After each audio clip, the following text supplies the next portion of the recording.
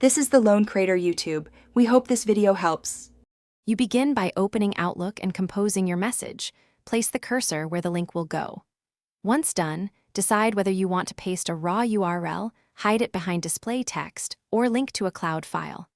Make sure you already copied the destination URL or uploaded the file to OneDrive or similar. This reduces interruptions.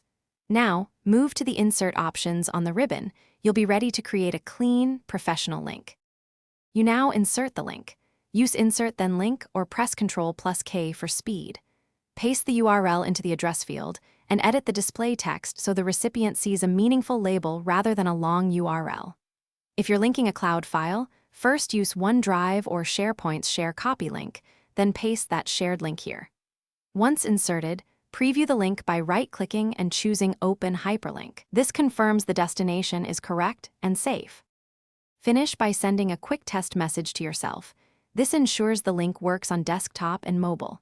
If recipients report a broken link, check for stray characters, accidental spaces, URL shortener issues, or expired share permissions. Make sure the file's share settings allow access. If compatibility is a concern, include the full URL on the next line as a fallback so older clients can still navigate. Finally, confirm message.